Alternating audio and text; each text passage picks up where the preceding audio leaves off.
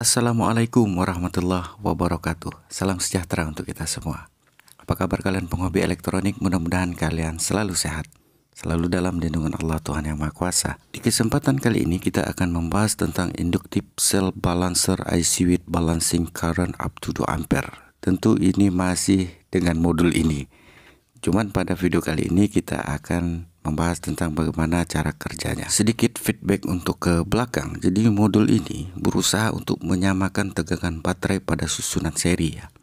Jadi jika tegangan pada baterai kita yang susunan seri itu berbeda, maka dia berusaha akan menyamakan tegangan tersebut dengan cara membuang energi dari tegangan baterai yang tertinggi ke baterai yang paling rendah. Contoh pada saat ini, jikalau saya cabut modul ini, maka tegangan baterai sebelah kanan itu hanyalah 3,96 dan tegangan baterai sebelah kiri 4,12. Ketika dicolokkan modul ini, maka dia akan terbalance selama-lama di tegangan yang sama. Nah, oke. Sekarang akan saya cobakan dengan menggunakan baterai ya. Kita cek zone dulu lah. Ini baterai yang pertama. Susah ini. Kalau kita lihat ukurnya 3,2, jadi voltmeter ini tidak membaca nilainya. Jadi ini kita tulis B1 saja. Kemudian untuk baterai yang kedua mempunyai tegangan berapa? 4,1 ya tadi. Ini kita tulis B2. Jadi sebelah kiri B1, sebelah kanan itu B2. Nah, sekarang akan coba kita balance saja dari kedua baterai yang mempunyai perbedaan voltase ini. Jadi pada prinsipnya kerjanya dari modul aktif balancer induktif ini, dia memindahkan tegangan dari tegangan baterai yang paling tertinggi menuju baterai yang terendah. Ya, jadi dia akan membuang energi arusnya itu yang keluar itu menuju dari baterai itu ke plus juga baterai B1.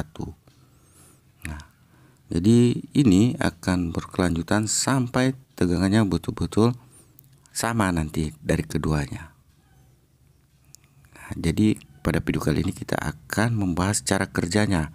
Betul, baterai B2 akan membuang energinya ke baterai B1. Tapi bagaimanakah caranya dia membuang energinya itu? Itu ada teman kita yang berkomentar seperti itu kemarin. Betul juga. Semuanya tahu kan, balancer aktif itu membuang energi baterai dari baterai yang tertinggi ke baterai yang terendah. Tapi caranya bagaimana? Nah, kebetulan saya mempunyai balancer aktif induktif.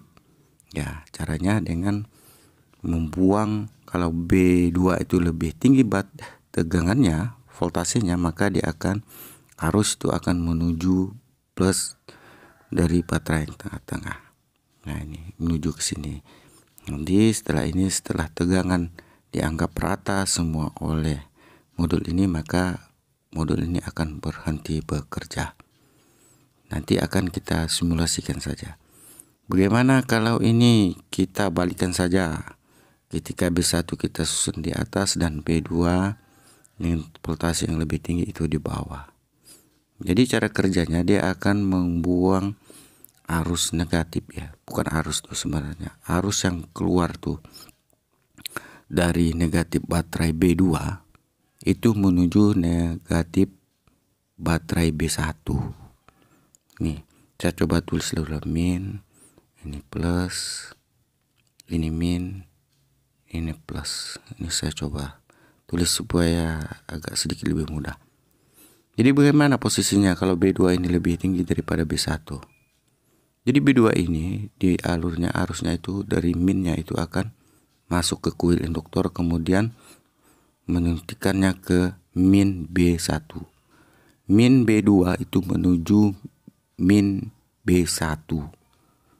Jadi tentunya ini adalah kerjaan dari modul ini ya, melalui induktor.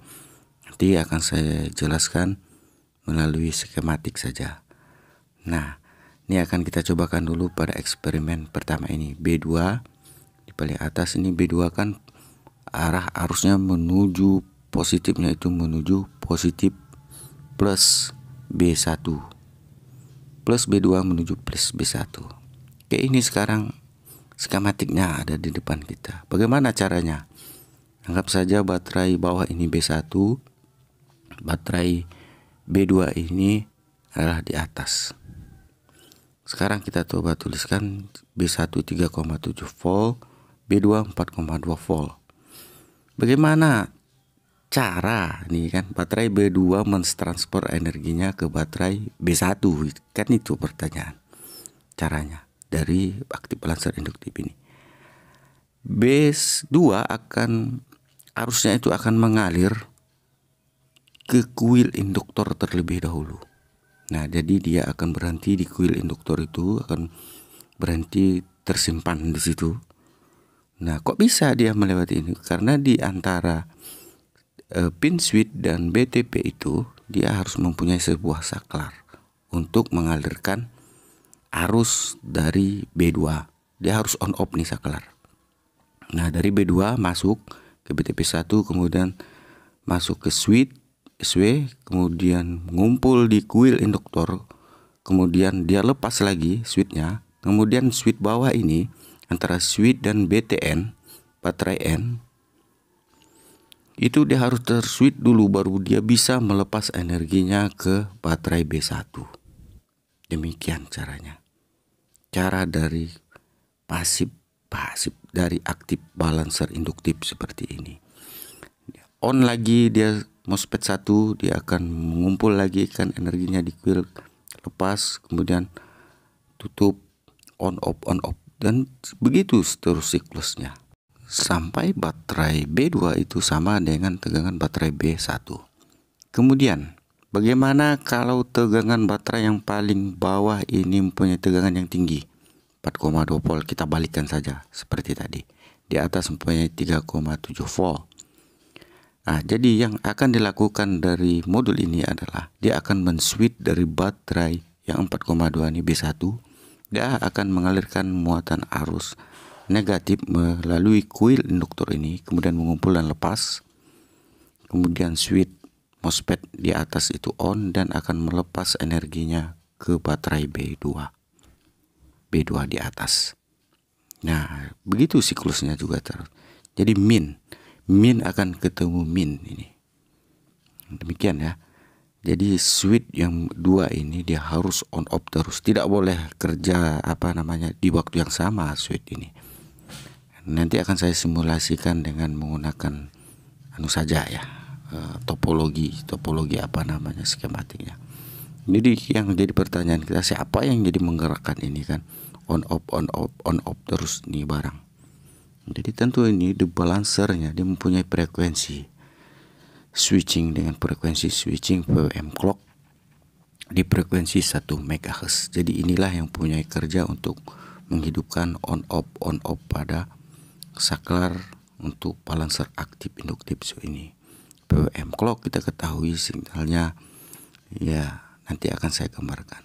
Saya coba gambarkan dulu secara sederhana, acak-acak abal-abal pada kesempatan kali ini. Oke, jadi ini adalah, jadi prinsip kerjanya seperti ini. Saya pun juga kurang mengerti bukan ahli elektronik yang bisa bahasa sekolah gitu. Kita anggap saja ini MOSFET 1 dan MOSFET 2. Dua MOSFET ini. Jadi dua MOSFET ini akan saling bergantian hidupnya. Kemudian untuk menghidupkan MOSFET ini tentu kita harus mempunyai sinyal detak ya, on off. Kalau di bahasa itu PWM. Tentu PWM mempunyai di situ frekuensi dan mempunyai duty cycle. Jadi anggap saja ini duty cycle di berapa? 50% lah ya. 50%. Ini gambarnya. Ketika PWM ini memberikan nilai di atas gitu PWM, maka MOSFET 1, anggap saja MOSFET 1 berada di sini. MOSFET 1. Jadi MOSFET 1 ini ketika statusnya ini nanti dia akan menyuntik MOSFET 1 gitu dengan menggunakan PWM. Kemudian di tengah-tengah ini, posisi tengah-tengah ini nanti MOSFET 1-nya itu statusnya off. Ya. Statusnya off. Kemudian untuk di bawahnya lagi di sini ini ada nama MOSFET 2. Ini MOSFET, waktunya MOSFET 2 on. Naik ke atas MOSFET 1 on, ke bawah MOSFET 2 on. Nah, di tengah-tengah ini nanti posisi MOSFET 2 akan off juga. Nah, jadi dia tidak ada yang namanya hidup bersamaan. Oke, kita lanjut. Ketika MOSFET 1 on, ini dia logikanya high. MOSFET ini on, kemudian B1 mengalirkan arusnya melalui MOSFET M1 ya ke kuil induktor. Setelah itu MOSFET M1 kan putus, masuk lagi ke MOSFET M2 dan aliran muatan itu akan melepas energinya ke plus baterai dari B2. Demikianlah ya cara kerjanya ini dari MOSFET ini dengan PWM duty cycle seperti ini. Dia kerjanya bergantian. Nah, kita off, ini MOSFET 2 on dan dia akan melepas energinya ke baterai B2. Nah, ya, demikian. Oke, demikian. Jadi kedua MOSFET ini akan hidup bergantian di frekuensi 1 MHz kalau kita lihat di data sheet ETA 3000 tadi. Demikianlah ya cara abal-abal saya untuk melihat dari skematik ini. Jadi kalau untuk cantiknya skematiknya kita download di internet.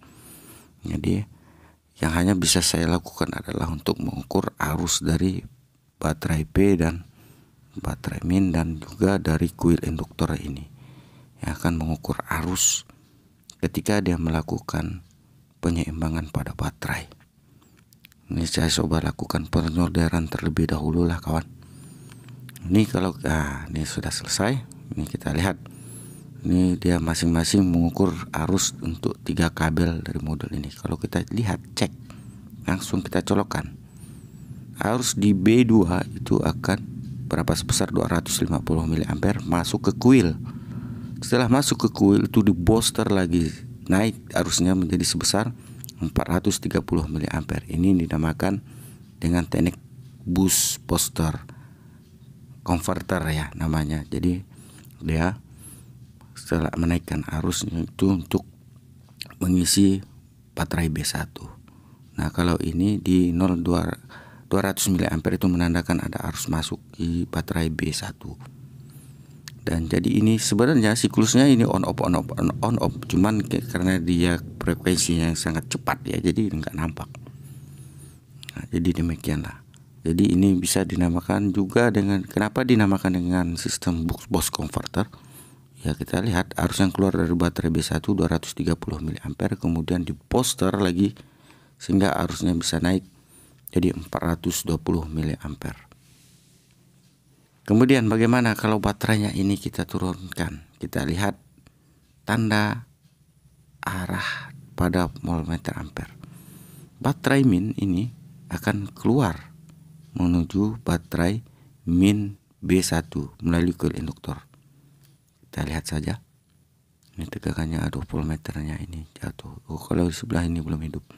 Jadi B min pada B2 itu minnya akan masuk ke kuil induktor. Kita lihat arus yang keluar itu 220 mA, kemudian di booster menjadi 390 mA untuk mengisi baterai B1.